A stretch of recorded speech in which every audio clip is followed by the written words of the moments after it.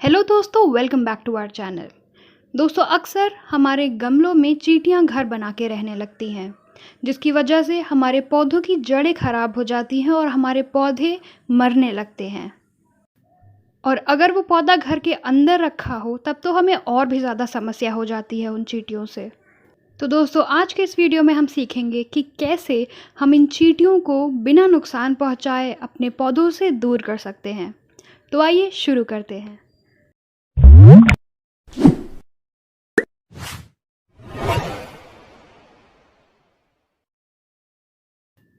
तो दोस्तों, हमें इसकी ज़रूरत पड़ेगी।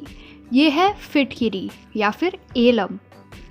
जनरली ये घरों में होता ही है, नहीं तो आपको ये किराने की दुकान पर बहुत ही आसानी से मिल जाएगा। लेकिन दोस्तों, हमें इसे किस अमाउंट में यूज़ करना है वो आप बहुत ही ध्यान से देखिएगा। तो हमें सबसे पहले इस फिटकिरी को किसी चीज़ से कूट के उसका पाउडर बना लेना है, कुछ इस तरह से।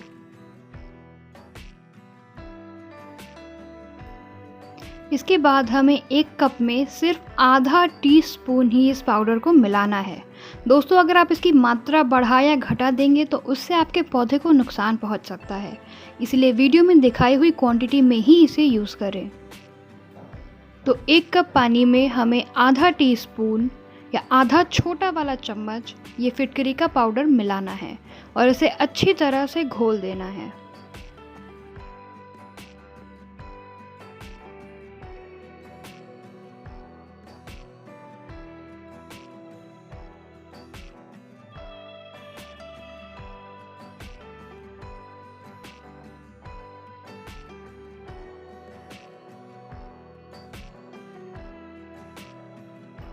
और फिर हमें कुछ इस तरह से इसे पॉट में डाल देना है।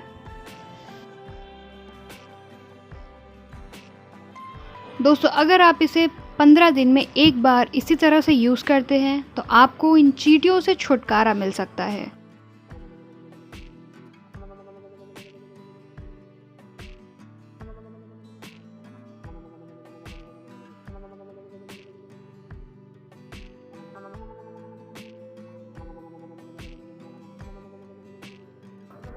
फिटकिरी डालने से होता ये है कि हमारी जो सॉइल है वो हल्की सी एसिडिक हो जाती है, जिससे चींटियां उसे छोड़कर चली जाती है।